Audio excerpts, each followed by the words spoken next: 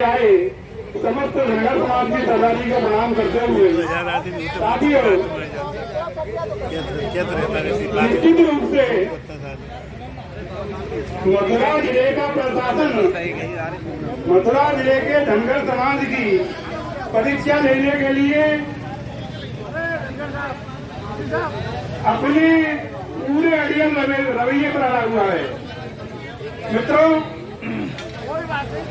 मैं इस मंच के माध्यम से मथुरा जनपद के जिलाधिकारी को बता देना चाहता हूं कि धनगर समाज की परीक्षा लेने का प्रयास माननीय जिलाधिकारी महोदय नहीं करें, अन्यथा की स्थिति में अभी कल परसों ही मराठा आंदोलन में आपने देखा होगा कितने मंत्रियों की कुर्सी चली गई, कितने प्रशासनिक अधिकारी अपने घर बैठे हैं। तो मैं ये कहना चाहता हूँ कि जनपद के धनगर समाज अपने अधिकारों को लेने के लिए कमर बांध के तैयार हो गया है और इसकी परीक्षा नहीं ली जाए। मैं ये भी कहना चाहता हूँ कि ये प्रशासन के सामने ऐसा क्या स्पीड ब्रेकर लग गया है कि वो जाति प्रमाण पत्र जारी नहीं कर रहा है, जबकि इसी मथुरा जनपद की कई तहसीलों में धनगर समाज के प्रमाण पत्र जारी हुए हैं। और अगर आपके सामने वो भ्रम की स्थिति है तो ये देख लें कि वो जो जिन लोगों को जाति प्रमाण पत्र जारी हुए हैं धनगर समाज के, वो इसी समाज के हैं कि नहीं। क्या दिक्कत हो रही है आपको? कैसे पढ़े लिखे अधिकारी हैं आप? एक छोटी सी समस्या को हल नहीं कर सकते तो आपको जिलाधिकारी की कुर्सी में बैठने का अधिकार भी नहीं है। कैसा मुख्यमंत्री है जो ऐसे अधिकारियों को भेज देता है? उसको ये तो जान लेना चाहिए कि भैया मैं ऐसे जिलाधिकारी को वहाँ की लोगों की समस्याओं को हल करने के लिए भेज रहा हूँ। सरकारी तनख्वाह खाता है, लोगों की टैक्स से इसकी तनख्वाह आती है, लेकिन तनख्वाह लेता है, काम नहीं करता है।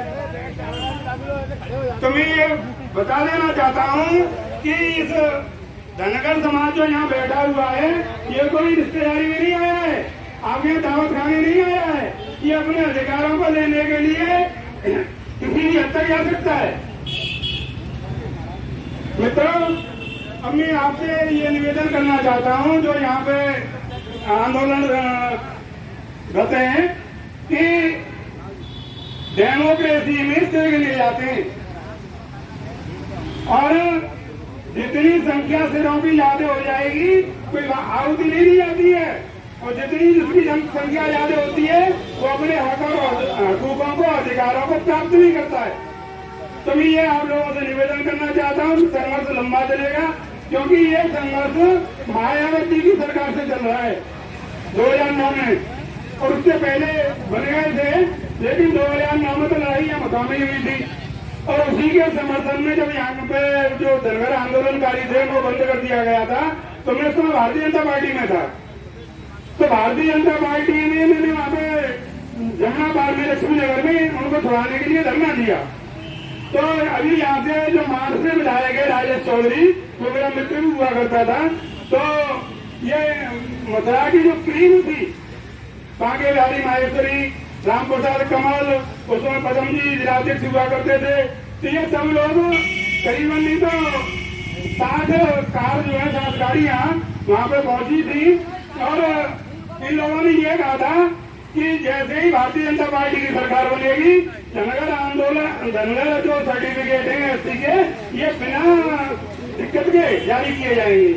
तो मैं ये कहना चाहता हूँ इस मंच के माध्यम से भारतीय जनता पार्टी के मित्रों से भी कि धनगर समाज आज भी आपकी दोबारा सरकार बन गई, फिर भी आंदोलन करने को बात है, तो ये क्या कारण है?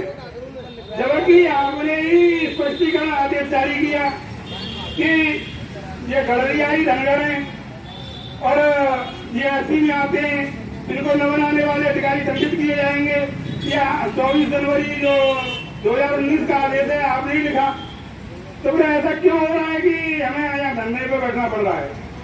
सभी लोग त्योहार के समय पर अपने घर की रंग पुताई कर रहे हैं, आनंद ले रहे हैं और हमारे लोग जो है यहाँ धंधे पे बैठे हैं। तो जिलाधिकारी महोदय, भारतीय जनता पार्टी के मित्रों, 400 लोग सुन लो, धनगर समाज भले ही दीपावली को काला करना पड़े, लेकिन अपने अधिकारों को प्राप्त करने के लिए किसी भी हद तक जा सकता है और जिसकी जिम्मेवारी भारतीय जनता पार्टी की सरकार की और मथुरा के जिलाधिकारी की होगी। निश्चित रूप से धनगर समाज कायर या कमजोर नहीं है। आपको ध्यान होगा कि जब ये राम मंदिर आंदोलन चल रहा था तो मुलायम सिंह जी ने, ये मुख्यमंत्री जो समय हो, उन्होंने कहा था कि ये चिड़िया जो है यहाँ पे पैर नहीं मार पाएगी। अयोध्या में समाज का ही बच्चा सुरेश बघेल वहाँ पहुंचा था और 18 डायनामाइट की छल लेके पहुंचा था। तो मैं मांगे दिला